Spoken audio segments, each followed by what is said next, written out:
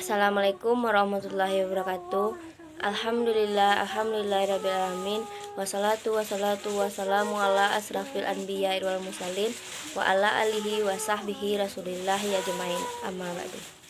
Yang pertama sekali, marilah kita panjatkan puji syukur kepada Allah Subhanahu taala yang telah melimpahkan rahmat dan karunia-Nya kepada kita semua sehingga kami dapat mempresentasikan hasil diskusi kami.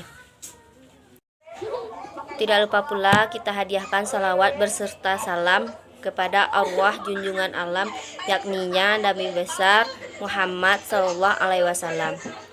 Allahumma shalli ala sayyidina Muhammad wa ala ali sayyidina Muhammad. Baiklah, saya akan memperkenalkan nama anggota, yaitu Iksan Okta Saputra Al-Furqan, dan saya sendiri Orma Fatimah Nasution sebagai moderator. Baiklah, langsung saja masuk ke presentasi kami. Kepada anggota dipersilahkan. Assalamualaikum warahmatullahi wabarakatuh. Baiklah, di sini saya akan membacakan yang poin A tentang proses pengangkatan Khalifah Utsman bin Affan. Di waktu Umar kena itikam, Utsman tiada bermaksud hendak mengangkat penggantinya. Faktor-faktor yang mendorong Abu Bakar untuk menunjuk penggantinya sudah tidak ada lagi. Belantara Islam telah mendapatkan kemenangan dan keadaan stabil. Tetapi kaum muslimin khawatir kalau terjadi perpecahan sesudah Umar meninggal dunia. Karena itu, mereka mengusulkan agar Umar menunjuk siapa yang akan menjadi pengganti beliau. Ada diriwayatkannya bahwa Umar benar berkata, andai kata saya saja yang akan menjadi khalifah sesudah saya, maka telah pernah orang yang lebih baik daripada saya, maksudnya Abu Bakar, dan menunjuk orang yang akan lebih menjadi khalifah sesudahnya. Dan kalau saya tidak menunjuk, maka telah pernah orang yang baik, lebih baik daripada saya, maksudnya Rasulullah Sallallahu Alaihi Wasallam, berbuat demikian. Pada waktu itu, kalau kita pelajari iklim dan suasana keadaan di masa itu, jelaslah bahwa Umar dalam ragu-ragu, beliau tidak hendak memikul tanggung jawab terhadap kesalahan-kesalahan yang dilakukan orang sesudah dia wafat. Beliau tiada pula ingin kaum muslimin terpecah belah. Pengangkatan Utsman bin Affan menjadi khalifah dilakukan melalui tim formatur. Tim formatur ini dibentuk oleh Umar ibn Khattab yang terdiri atas 6 orang sahabat terkemuka untuk menentukan pengganti beliau sebagai khalifah. 6 orang sahabat yang menjadi tim formatur adalah Utsman bin Affan, Ali bin Abi Thalib, Talha, Zubair, Abdurrahman bin Auf, dan Sa'ad bin Abi Waqqas. Dan untuk menghindari hal-hal dalam pemilihan, Umar kemudian mengangkat anaknya Abdullah bin Umar dengan hanya memiliki hak pilih dan tidak berhak untuk dipilih. Akan tetapi, waktu pemilihan Talha tidak ada di tempat dan baru kembali ke Madinah setelah pemilihan selesai dilakukan. Kemudian setelah melalui persaingan yang begitu ketat dengan Ali bin Abi Thalib, akhirnya tim musyawarah formatur memilih Utsman bin Affan sebagai khalifah ketiga dan menggantikan pendahulunya Umar bin Khattab wafat. Sekian, terima kasih. Assalamualaikum warahmatullahi wabarakatuh. Kita akan melanjutkan materi, yaitu situasi politik pada masa Khalifah Utsman bin Affan. 1. Nepotisme. Salah satu kebijakan Utsman pada masa pemerintahannya yaitu membebaskan para sahabat kemanapun mereka suka.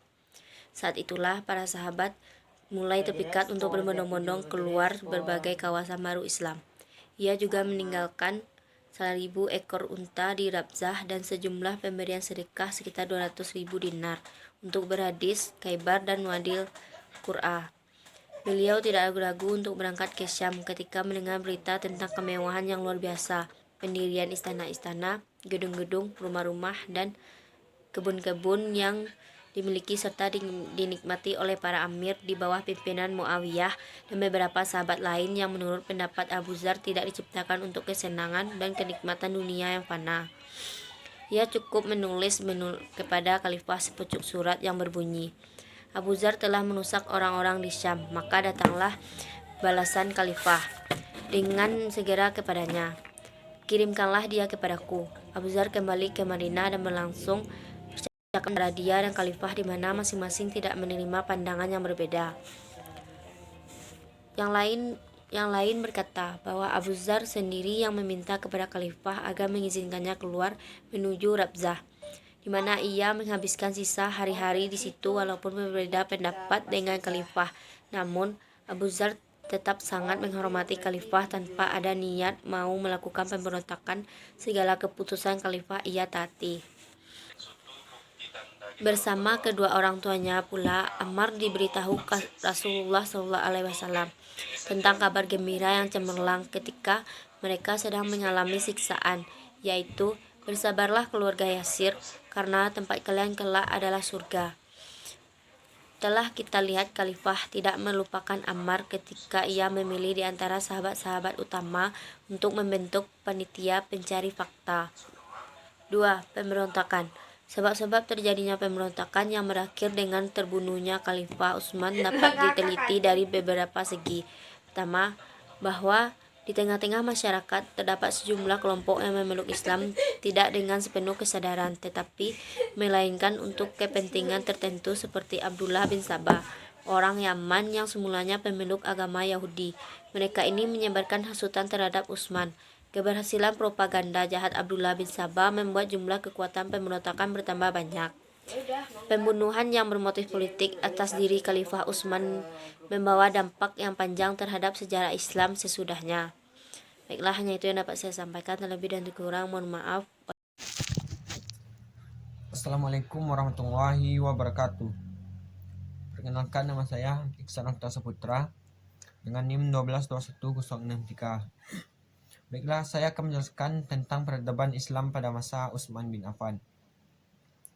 Setelah kaum muslimin bersepakat membaiat Utsman bin Affan sebagai khalifah ketiga setelah Abu Bakar As-Siddiq dan Umar bin Khattab yang ditinggalkan Umar bin Khattab, keadaan masyarakat Islam dalam keadaan makmur dan bahagia. Kawasan dunia muslim pun telah bertambah luas.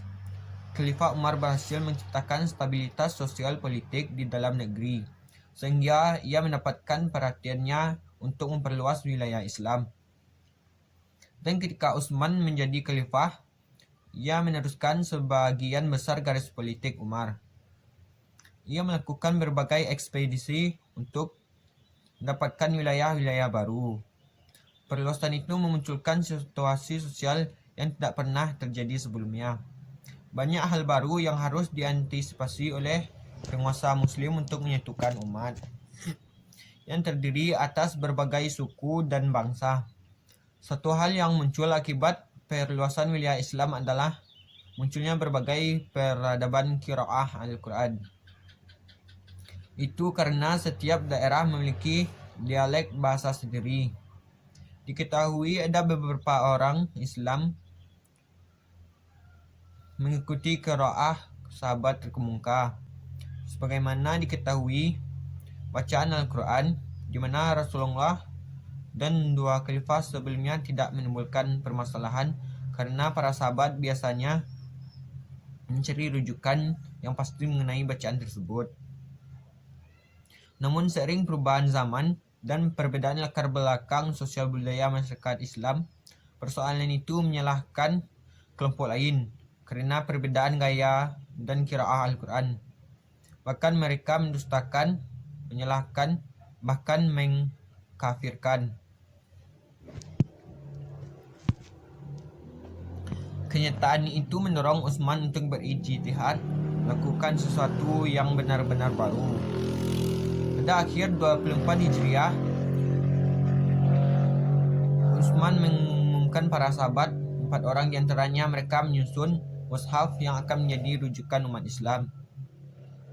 Keempat kodifikasi panitia itu adalah para penghafal Al-Quran yang dikenal baik, yaitu Zaid bin Sabit, Abdullah bin Haris, Abdullah bin Zubair, Sa'id bin Al-As, dan Abdurrahman bin Al-Harits. Panitia kodifikasi itu bekerja sangat cermat dan hati-hati.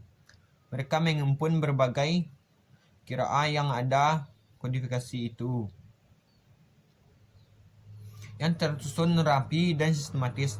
Panitia kodifikasi Al-Quran bekerja dengan cermat. Sebetulnya karya itu bukan murni dilakukan oleh Khalifah Utsman.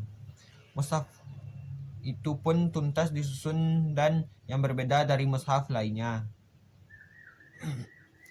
2. Renovasi Masjid Nabawi. Selain mengkodifikasi Al-Quran, Khalifah Utsman bin Affan juga merenovasi Masjid Nabawi serta memperbesar dan perbaiki coraknya. 3. Pembentukan Angkatan Laut. Pada masa Khalifah Utsman, dibentuk Angkatan Laut yang bertujuan untuk melindungi wilayah Afrika dari serangan Romawi. Hal itu atas usulan Muawiyah bin Abdul Sufyan yang saat itu menjabat sebagai Bergenur Suriah. 4. Perluasan dakwah Islam. Pada masa Khalifah Utsman bin Affan, dakwah Islam semakin meluas. Wilayah Azerbaijan dengan izin Allah Subhanahu wa taala menerima dakwah di bawah pimpinan Said bin As dan Huzaifah bin Yaman. Wilayah Armenia juga didakwah di bawah pimpinan Salman bin Rabi'ah al-Bihi. Mereka lebih suka berada di bawah pemerintahan Islam daripada dikuasai kekaisaran Romawi. Sekian penjelasan dari saya. Jika ada kata-kata yang salah, mohon maaf. Assalamualaikum warahmatullahi wabarakatuh. Baiklah, hanya itu yang dapat kami sampaikan. Terlebih dan terkurang mohon maaf. Wabillahi taufik wal hidayah. Wassalamualaikum warahmatullahi wabarakatuh.